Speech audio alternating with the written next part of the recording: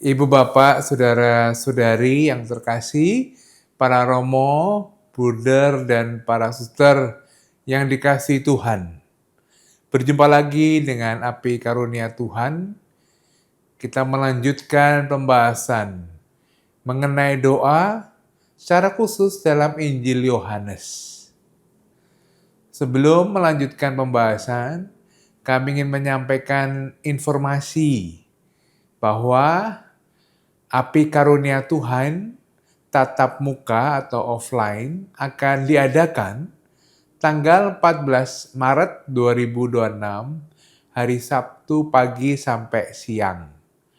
Bapak Kardinal sendiri yang akan memberikan pengajaran dengan tema pertobatan ekologis, tanggung jawab merawat bumi.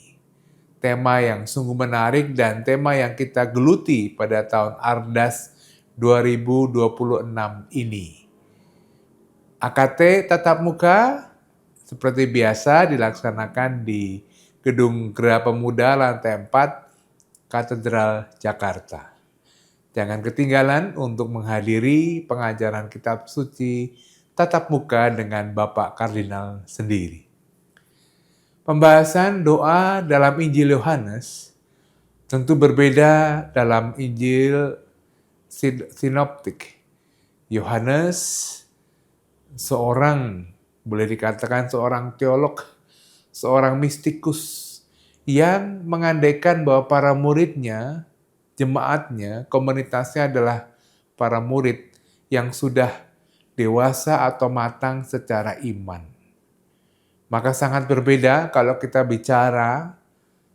membahas tentang doa dalam Injil Yohanes.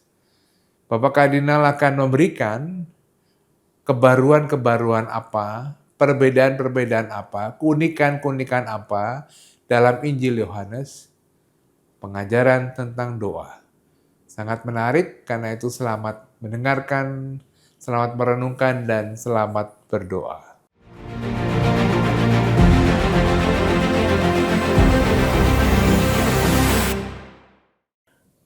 Saudari-saudaraku yang terkasih, kita sudah selesai percakapan kita mengenai doa di dalam Injil Lukas dan Kisah Para Rasul. Kita masuk bagian yang berikutnya, yaitu doa berdoa di dalam Injil Yohanes. Kita semua tahu bahwa Injil Yohanes adalah Injil yang terakhir. Artinya urut-urutan penulisannya adalah Markus, Matius, Lukas, Yohanes.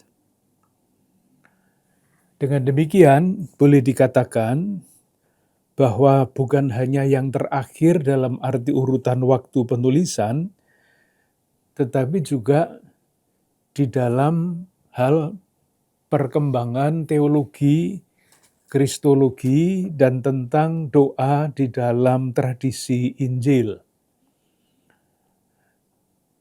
Dengan demikian boleh diandaikan semakin lama, semakin dalam, semakin dalam, semakin dalam gagasan itu, sehingga mengenai doa atau mengenai Yesus yang berdoa pun di dalam Injil Yohanes tercerminkan perkembangan faham tentang doa, tetapi lebih-lebih tentang Yesus yang berdoa, kristologi.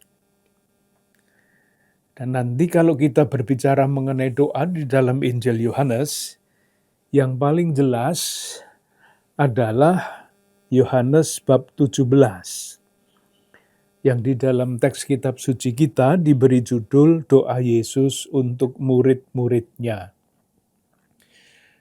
Di dalam Yohanes bab 17 ini nanti kita akan lihat perspektif doa yang bermacam-macam, satu.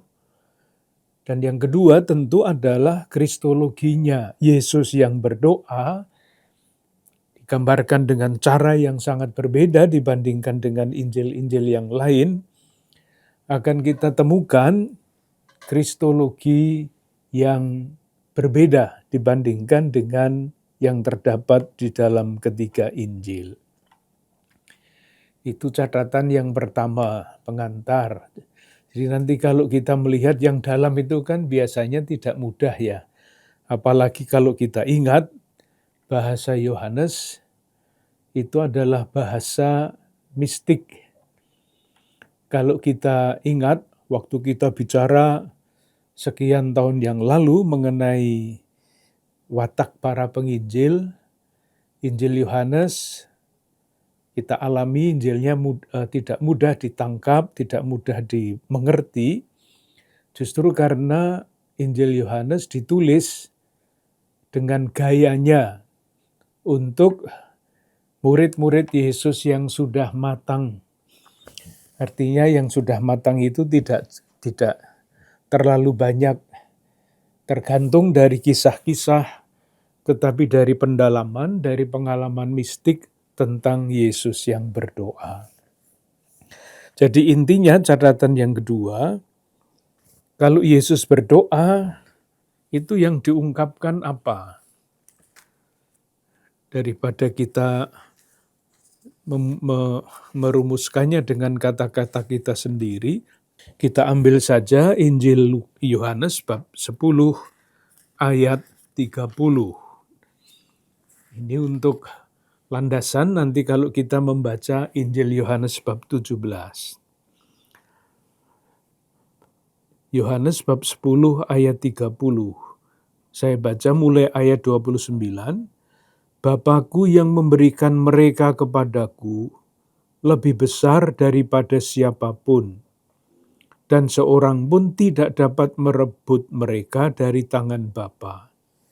Aku dan Bapa adalah satu. Jadi Yesus berdoa di dalam keilahiannya. Aku dan Bapa adalah satu. Kalau di dalam Injil-Injil yang lain yang sudah kita pelajari, latar belakang ini tidak ada ketika Yesus berdoa. Yesus berdoa sebagai utusan yang mencari kekuatan, mencari arah, mempertahankan arah, supaya arahnya tidak berbelok dari perutusan yang dipercayakan Bapa kepadanya. Demikian juga kalau kita membaca Injil Yohanes, ada satu ayat kunci yang bisa memberikan, namanya kunci ya, untuk membaca, untuk memahami setiap kata, setiap kalimat, setiap perikope di dalam Injil Yohanes. Yaitu yang biasa disebut sebagai singkatan Injil Yohanes. Kita temukan pada bab 3 ayat 16.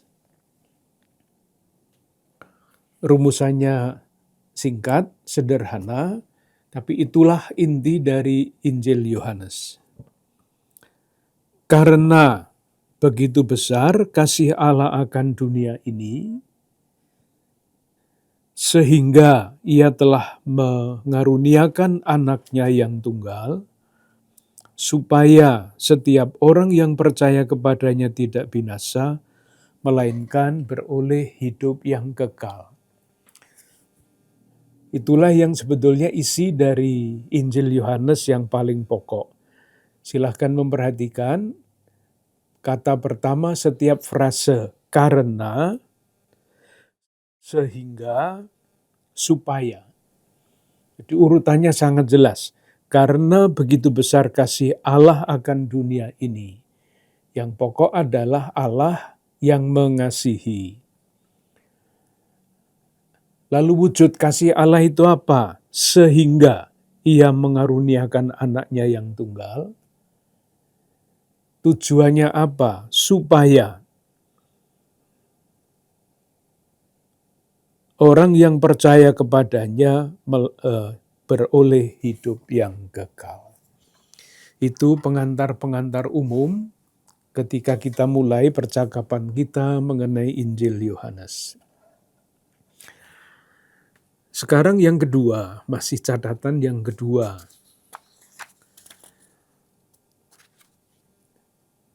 Kalau kita memperhatikan secara keseluruhan, khususnya mengenai doa, yang kita temukan di dalam Injil-Injil Markus, Matius, Lukas itu berbeda dibandingkan dengan yang terdapat di dalam Injil Yohanes.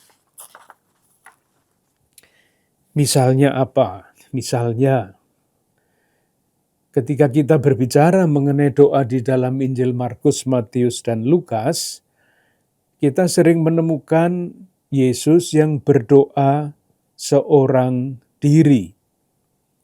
Kita masih ingat misalnya di dalam Injil Markus bab 1 ayat 35. Nanti bisa dicek, itu adalah Yesus. Daripada nanti mengecek sendiri, kita cek saja Markus bab 1 ayat 35. Pernyataan bahwa Yesus seperti biasanya artinya merupakan kebiasaan bagi Yesus berdoa seorang diri. Pagi-pagi benar, waktu hari masih gelap, ia bangun dan pergi keluar.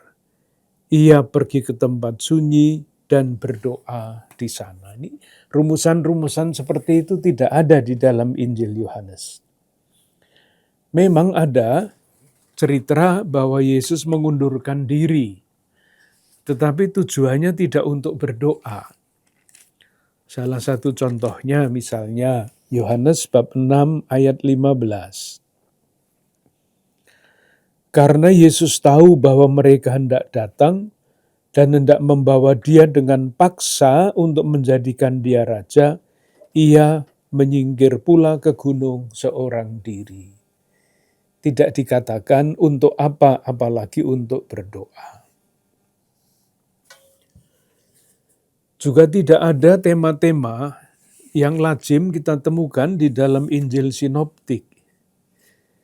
Jadi misalnya di dalam Injil Markus kita temukan yang kita sebut doa iman. Doa iman. Yang dimaksud apa? Kita lihat Markus bab 11. Itu doa iman. Ayat 23. Aku berkata kepadamu, sesungguhnya barang siapa berkata kepada gunung ini beranjaklah dan tercampaklah ke dalam laut, asal tidak bimbang hatinya tetapi percaya bahwa apa yang dikatakannya itu akan terjadi, maka hal itu akan terjadi baginya. Ini yang bisa disebut sebagai doa iman. Apabila percaya, apapun yang dimohonkan akan terjadi.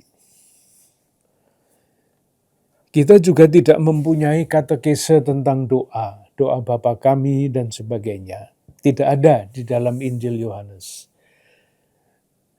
Di dalam Injil Matius dan Lukas kita temukan doa itu. Di dalam Injil Markus juga tidak. Lalu waktu itu kita mengambil kesimpulan rupanya doa Bapa kami ini diambil oleh Matius dan Lukas dari sumber yang bukan Markus. Nah, kenapa di dalam Injil Yohanes tidak ada doa Bapa kami yang penting itu? Ya, kemungkinan besar ya karena sudah ada di dalam Injil Matius dan Lukas. Yohanes merasa tidak perlu lagi mengulangi doa yang sudah ada. Tidak ada di dalam Injil Yohanes. Juga nasihat-nasihat mengenai disposisi batin. Berdoa dengan mengampuni, berdoa dengan tekun, berdoa dengan kerendahan hati, itu semua tidak ada di dalam Injil Yohanes. Padahal di dalam Injil Matius dan Lukas, disposisi batin seperti itu di dalam doa sangat penting. Pertanyaannya sekali lagi adalah mengapa itu semua tidak ada di dalam Injil Yohanes? Atau mengapa Injil Yohanes begitu berbeda dibandingkan dengan Injil-Injil yang lain yang 3 itu? Itu jawabannya tadi sudah disinggung sebentar. Misalnya bisa dibayangkan belum tentu betul, Yohanes tidak mau mengulang yang sudah dijelaskan di dalam ketiga Injil yang waktu itu sudah tersebar luas. Alasan yang kedua, ajaran Yesus tentang Yesus yang berdoa, Yesus kristologi artinya faham atau keyakinan atau iman akan Yesus, itu sudah jauh berkembang. Dan perkembangan inilah yang akan dipresentasikan oleh Yohanes di dalam Injilnya. Dan alasan yang ketiga yang mungkin juga dibayangkan adalah pribadi Yohanes sendiri yang adalah seorang mistikus. Bahasanya berbeda, kedalamannya berbeda.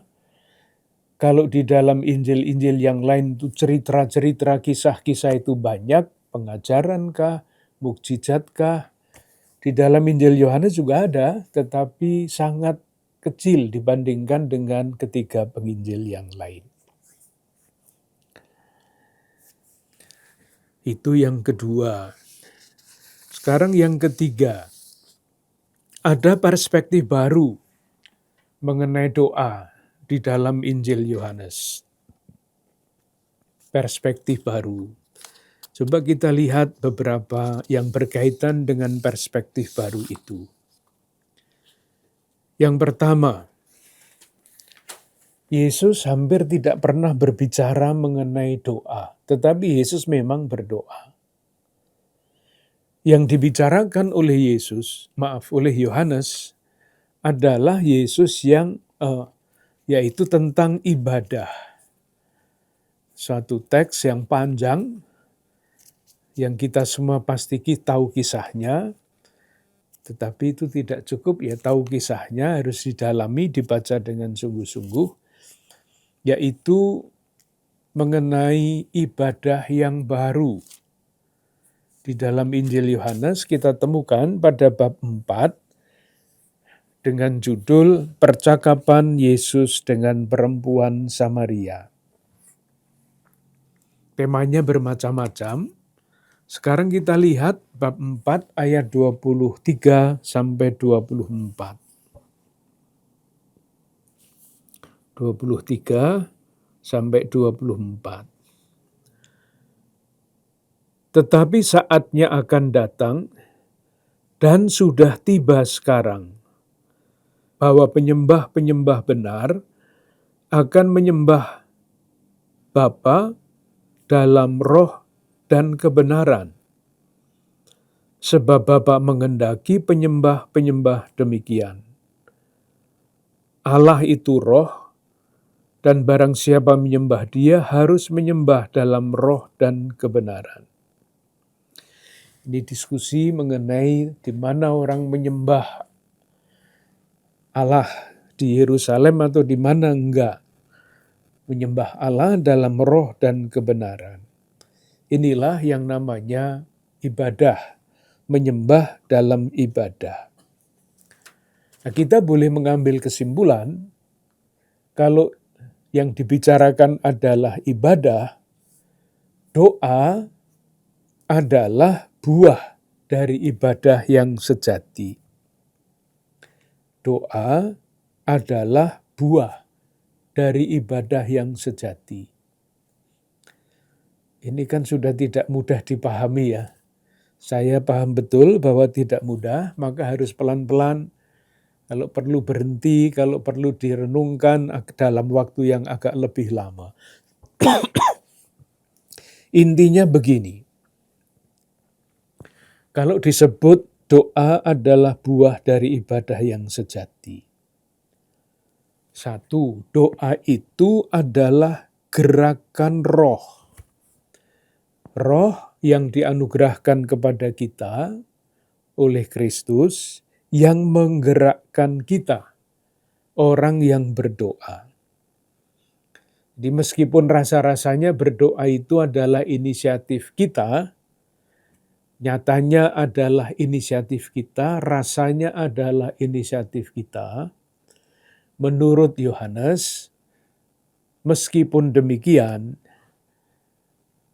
yang menggerakkan kita untuk berdoa adalah roh. Nah, roh itu menggerakkan kita kemana? Roh itu menggerakkan orang beriman kepada Bapa. Jadi doa itu mengarahkan pribadi yang berdoa atas dorongan Roh Kudus, mengarahkan hidupnya kepada Bapa. Kita tidak berbicara mengenai doa permohonan, doa tobat, dan sebagainya. Itu juga benar, tetapi di dalam Injil Yohanes itu tidak disampaikan. Nanti akan kita lihat doa apa saja yang dimaksud bisa disimpulkan dari Yohanes bab 17. Tetapi pada dasarnya secara prinsip, sekali lagi, doa adalah buah ibadah sejati. Menyembah dalam roh dan kebenaran. Dengan demikian doa itu adalah berdoa dalam roh, roh yang menggerakkan kita. Sekali lagi dalam kurung meskipun kita yang ingin berdoa, tetapi itulah dalam iman kita yakin itu bukan gerakan inisiatif kita sendiri. Itu adalah dorongan roh. Roh itu mendorong kita kepada siapa? Mengarahkan orang beriman kepada Bapa. Apakah bisa langsung didorong oleh roh mengarahkan diri kepada Bapa? Jawabannya tidak bisa. Karena yang menjadi jalan untuk mengarahkan orang yang berdoa kepada Bapa itu adalah Yesus. Jadi berdoa didorong oleh roh, percaya kepada Yesus yang adalah jalan, Yohanes bab 14 ayat 6. Kemudian melalui jalan itu kita sampai kepada Bapa. Sudah susah kan kalimat-kalimatnya? Tidak mudah, tidak bisa diungkapkan dengan cerita-cerita yang seperti di dalam Injil Lukas ataupun Matius ataupun Markus. Cara berpikirnya sangat mendalam seperti itu, pakai logika-logika mistik, logika-logika batin. Tetapi bisa juga ditangkap dengan cara menurut saya diulang-ulang itu, supaya yakin itulah kebenarannya. Jadi sekali lagi, siapa yang memberikan roh itu kepada orang beriman? Nanti roh yang mendorong kita. Jawabannya harus kita cari di dalam Injil Yohanes, tidak dicari di tempat lain. Bab 14, ayat 17. Saya baca mulai ayat 16. Aku akan minta kepada Bapa, aku, Yesus, akan minta kepada Bapa, dan Ia akan memberikan kepadamu seorang penolong yang lain. Penolong Parakletos itu diberikan oleh Bapa atas permintaan Yesus. Itu susah sekali dibayangkan ya, tetapi itulah mesti kita batinkan di dalam lubuk hati kita. Bapa atas permintaan Yesus menganugerahkan roh kepada orang beriman. Lalu masih dikatakan supaya Ia menyertai kamu selama-lamanya, yaitu roh kebenaran. Dua kata lagi muncul, roh kebenaran. Itu satu, jadi Roh Kudus diberikan oleh Bapa atas permintaan Yesus. Roh itu berperan apa di dalam diri orang beriman? Roh itu mendorong orang beriman untuk mengasihi Yesus. Ayat 23 bab yang sama. Jawab Yesus, jika seorang mengasihi aku, ia akan menuruti firman-Ku, dan Bapa-Ku akan mengasihi dia, dan kami akan datang kepadanya dan diam bersama-sama dengan dia. Moga-moga bisa dirasa-rasakan. Jadi, yang kedua, kalau orang mengasihi Yesus, ya, atas dorongan Roh Kudus tadi, maka Bapa dalam tanda kurung yang adalah satu dengan Yesus, bab 10 ayat 30, akan mengasihi dia dan tinggal di dalam dia.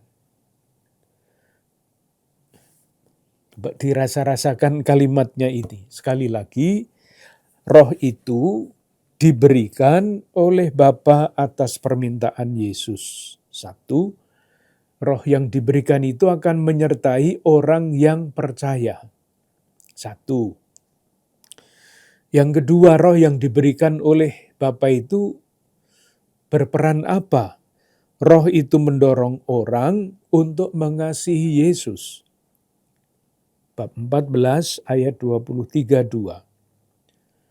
Kalau orang mengasihi Yesus, maka Bapa akan mengasihi orang itu dan tinggal di dalam dia. Karena Bapa dan Anak adalah satu.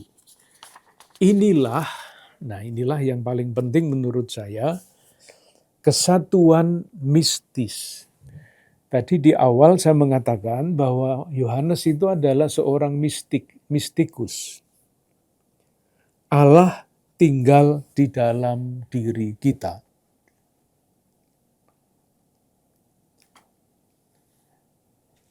Karena kita didorong oleh Roh Kudus untuk mengasihi Yesus, dan kalau kita mengasihi Yesus, Bapa yang adalah satu dengan Yesus akan mengasihi kita.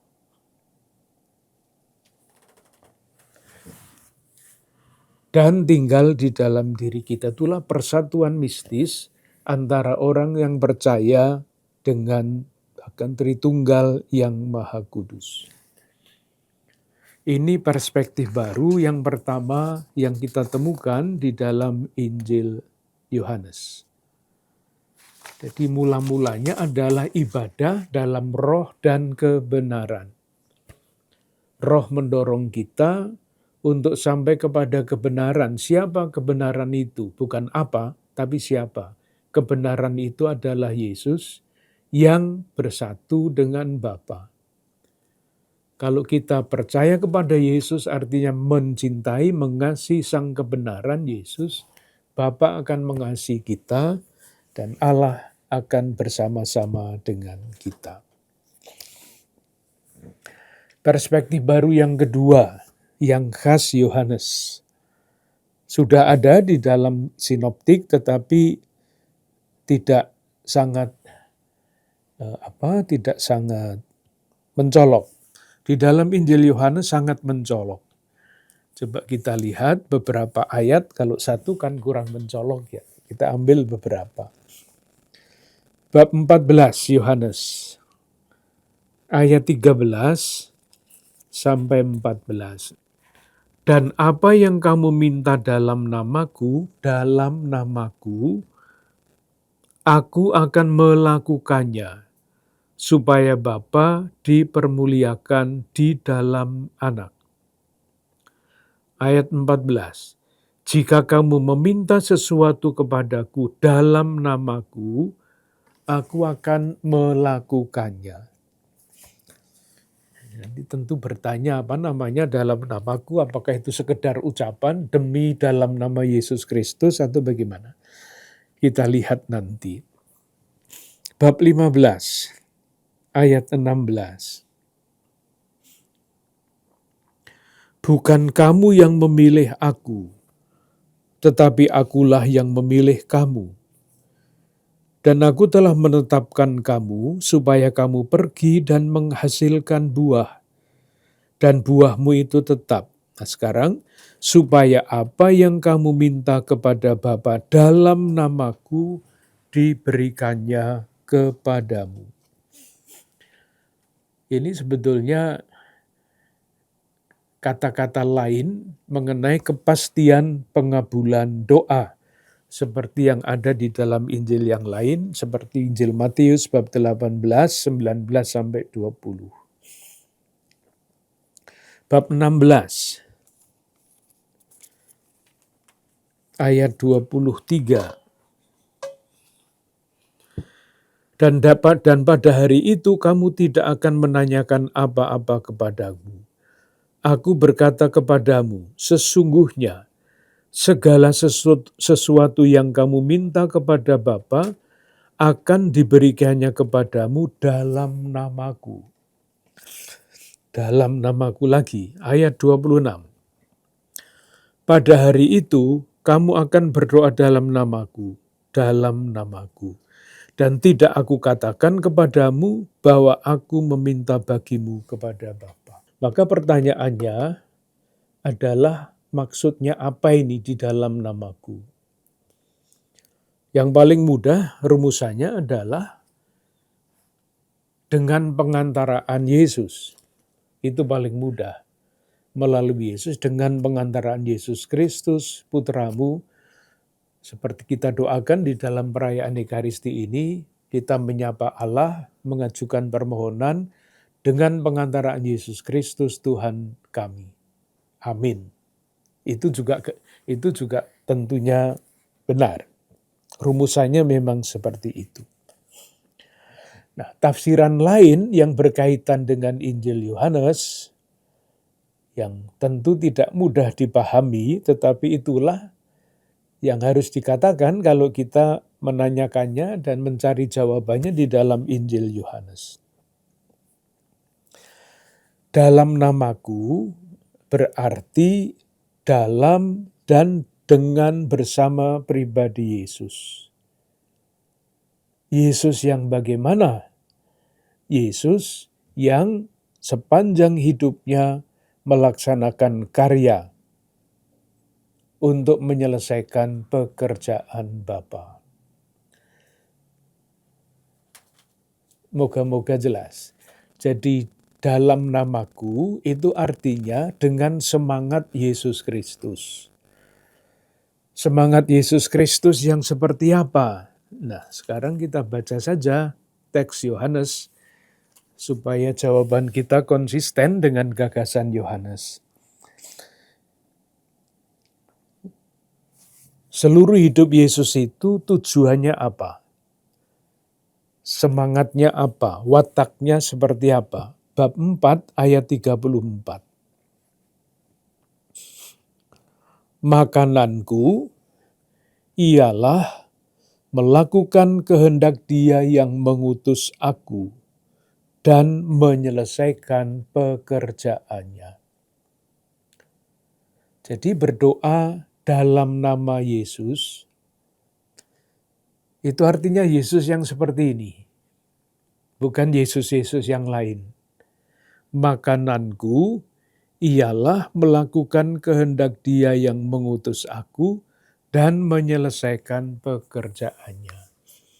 Kalau kita berdoa minta kepada Bapa dalam nama Yesus, artinya apapun yang kita sampaikan, kita ucapkan, entah sebagai doa pujian, entah doa permohonan, entah doa tobat, dan sebagainya, tujuannya adalah ini.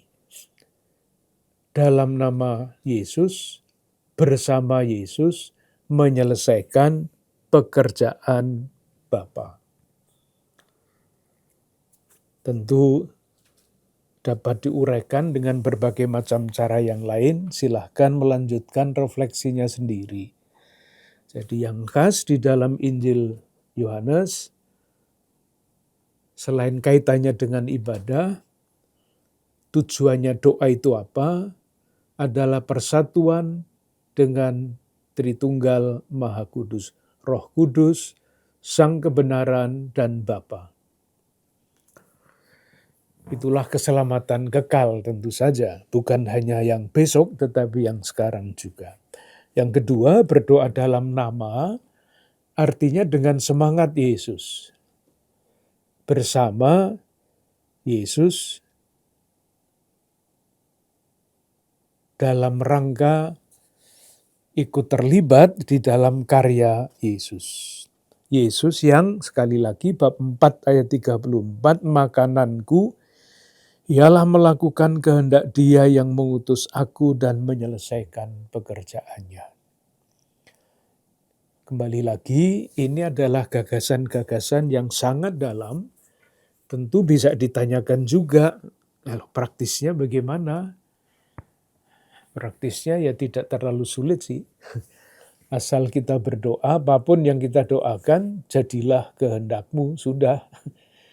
Itu artinya kita berdoa tidak untuk kita sendiri, tetapi menempatkan doa-doa kita, doa apapun, di dalam rangka karya keselamatan Allah. Perspektif yang ketiga, yang juga menarik adalah ini. Ketika kita berbicara mengenai Injil Lukas, doa yang terakhir yang kita bicarakan adalah doa di Taman Getsemani. Diceritakan dengan sangat detail, dibanding-bandingkan dengan Injil Markus dan Matius, lalu kita melihat kekayaan peristiwa di Taman Getsemani. Kita tidak punya kisah Yesus yang berdoa di Taman Getsemani di dalam Injil Yohanes. Tidak ada.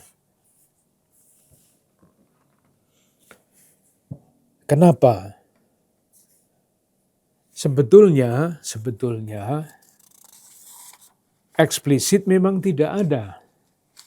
Tetapi implisit doa itu ada di dalam Injil Yohanes. Misalnya, bahkan sudah pada bab 12.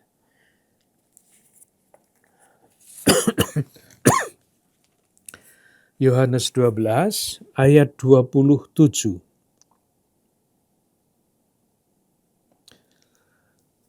Sekarang jiwaku terharu, dan apakah yang akan kukatakan?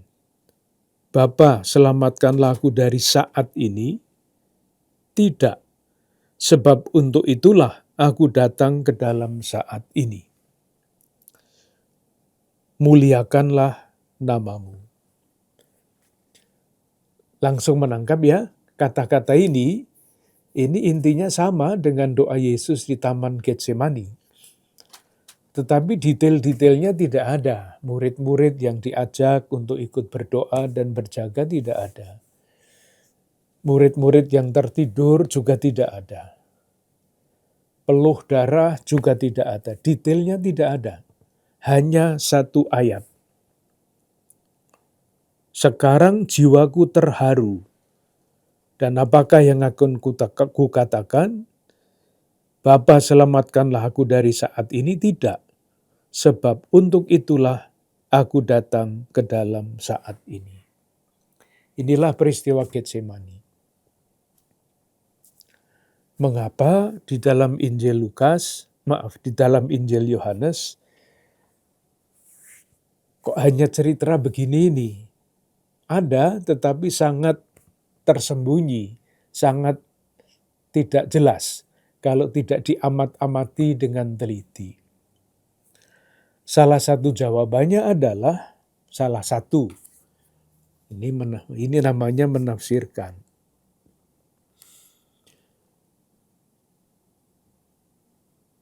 Kalau kita membaca Injil Markus, Matius, Lukas mengenai peristiwa di Taman Getsemani, itu kan salah satu ciri yang dominan adalah kelemahan Yesus. Berpeluh darah dan sebagainya, takut, terhuyung-huyung, jatuh, dan sebagainya. Sementara Injil Yohanes itu mau menunjukkan kemuliaan Yesus, termasuk di dalam sengsaranya. Nah, kalau kemuliaan itu dianggap yang paling penting, ya pasti tidak cocok dengan skena di Taman Getsemani itu. Akan kita lihat nanti misalnya ketika kita mulai membaca Yesus ditangkap, di dalam Injil Yohanes juga tidak ada cerita Yesus ditangkap itu, yang ada adalah Yesus menyerahkan diri. Tidak ditangkap seperti di dalam Injil Markus. Jadi yang mau ditampilkan adalah kemuliaan. Itu yang ketiga, pengantar-pengantar. Yang keempat, dibandingkan dengan Injil-Injil Markus dan Matius, Injil Yohanes ini lebih dekat, ada kedekatan dengan Lukas. Tentu harus dicari sebabnya seperti apa. Dan tentu saja kita sangat terbantu untuk sampai ke sini karena sudah ada banyak ahli-ahli kitab suci yang membantu kita menunjukkan kedekatan itu. Misalnya, kita bandingkan Lukas bab 24 ayat 50. Lukas bab 24 ayat 50. Lalu Yesus membawa mereka keluar kota sampai dekat Betania. Nah sekarang di situ ia mengangkat tangannya dan memberkati mereka. Kata mengangkat tangannya. Untuk kita yang biasa-biasa tidak sangat memperhatikan kan, ya memang mengangkat tangannya memberkati ya biasa. Tapi coba kalau kita bandingkan misalnya dengan Lukas bab 9 ayat 51. Ketika hampir genap waktunya Yesus diangkat ke surga, mengangkat lagi.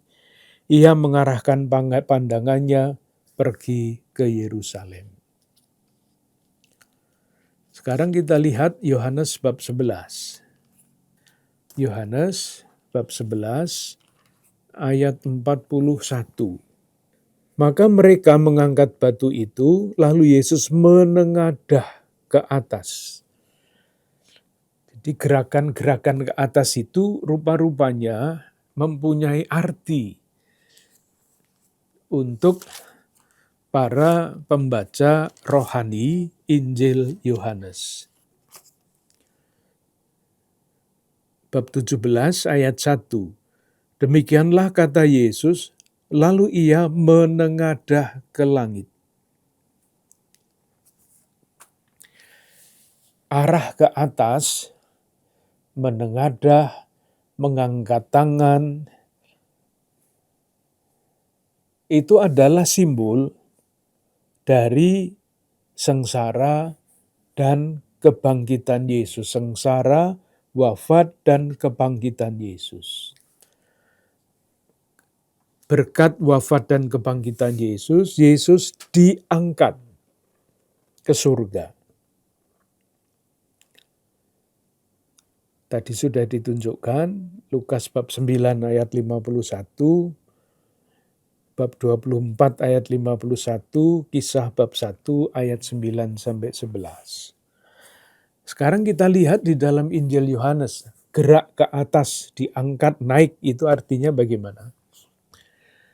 Kita lihat beberapa ayat di dalam Injil Yohanes. Yohanes bab 3 ayat 14. Tidak ada seorang pun yang telah naik ke surga selain dari Dia yang telah turun dari surga, yaitu Anak Manusia. Lalu ayat 14, dan sama seperti Musa meninggikan ular di padang gurun, demikian juga Anak Manusia harus ditinggikan. Seperti setiap orang yang percaya kepadanya, supaya setiap orang yang percaya kepadanya beroleh hidup yang kekal. Ditinggikan, itu di dalam Injil Yohanes bisa mempunyai arti ganda. Ditinggikan itu artinya dipaku di salib, itu kan ditinggikan. Tapi yang kedua, tentu saja inilah yang disimbolisasikan dengan ditinggikan di salib itu adalah pengangkatannya ke surga. bab 8 ayat 28. Bab 8 ayat 28.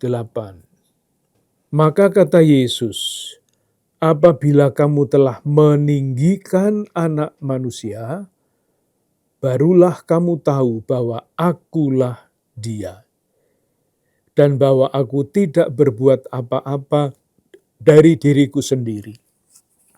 Ada dua kata yang penting, yaitu ditinggikan, meninggikan Anak Manusia, sama meninggikan itu berarti disalib, wafat, tetapi juga arti yang kedua diangkat ke surga. Lalu yang juga seringkali tidak diperhatikan adalah ini, apabila kamu telah meninggikan Anak Manusia, barulah kamu tahu bahwa Akulah Dia. Ini kan dalam bahasa Indonesia biasa, ya memang jelas aku. Tapi dalam bahasa kitab suci, rumusan Akulah Dia, ini sangat penting artinya. Kita pasti ingat ketika orang-orang Israel bertanya, Musa bertanya kepada Tuhan, nanti kalau umatku bertanya, siapakah engkau? Siapa yang mengutus aku? Lalu harus jawab apa? Lalu waktu itu Allah mengatakan, Akulah Dia. Itulah kata Yahweh, 4 huruf. Itu pernyataan diri Allah menunjukkan keilahiannya. Bab 12 ayat 32. Dan aku, apabila aku ditinggikan dari bumi, aku akan menarik semua orang datang kepadaku. Itu arti peninggian, naik, pengangkatan, dan sebagainya. Artinya bisa ganda, salib, ditinggikan di salib, tetapi berarti juga ditinggikan dalam kemuliaan. Satu lagi. Ada kesamaan juga di dalam Injil Lukas dan Yohanes berkaitan dengan kerajaan Allah, doa dan datangnya kerajaan Allah. Ketika kita membaca Injil Lukas, kita sudah berkali-kali mengatakan pada saat-saat yang menentukan di dalam misinya, Yesus selalu ditemukan dalam keadaan berdoa.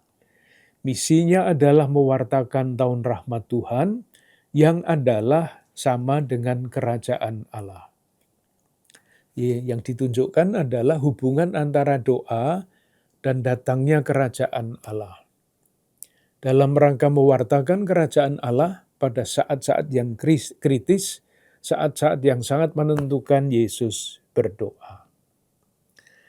Nah, sekarang sama di dalam Injil Yohanes. Silahkan melihat Yohanes bab 17 lagi. Hanya saja Yohanes tidak menggunakan kata kerajaan Allah, tetapi tujuan dari karya Tuhan itu, karya keselamatan Tuhan. Bab 17 ayat 21. Ayat 20.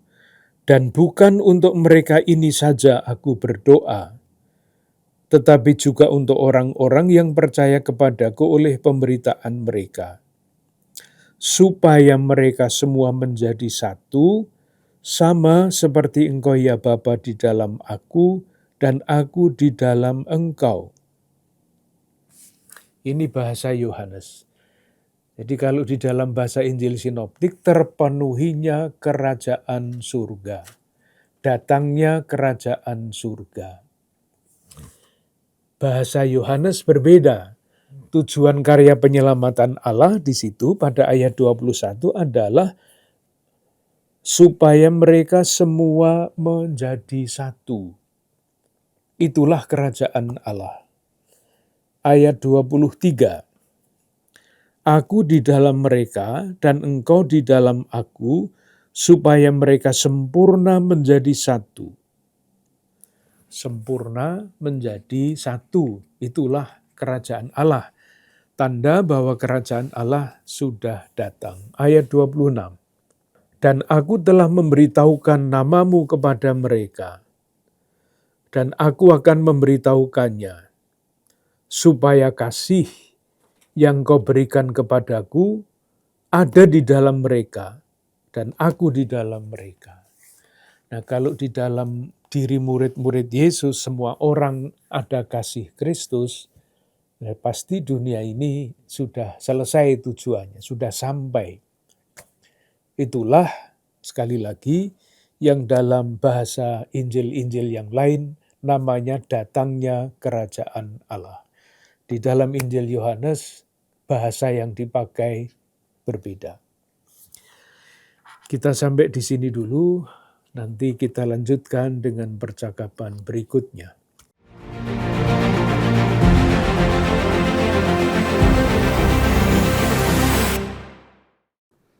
Saudara-saudari yang terkasih, kita semakin memahami kekasan dari Injil Yohanes ketika bicara tentang doa. Sudah disampaikan beberapa perspektif baru dalam Injil Yohanes. Salah satunya ialah tentang ibadah yang baru. Injil Yohanes tidak bicara mengenai doa, tapi bicara mengenai ibadah yang baru. Ibadah itu kepada siapa? Dan siapa yang menggerakkan kita beribadah, berdoa kepada Tuhan? Doa adalah buah dari ibadah. Yang mendorong kita beribadah baru dan benar ialah Roh Kudus sendiri. Karena itu kita mohon agar dalam keseharian Roh Kudus menginspirasi, menyertai, dan memberikan kekuatan doa dalam hidup sehari-hari. Kita mohon Roh Kudus yang berdoa untuk kita, agar kita senantiasa mendengarkan dan melaksanakan kehendak Bapa. Mari kita mohon berkat Tuhan. Semoga saudara-saudari sekalian, keluarga dan komunitas, senantiasa dibimbing, dilindungi, dan diberkati oleh Allah yang Maha Kuasa, Bapa, Putra, dan Roh Kudus. Amin. Sampai jumpa, terima kasih.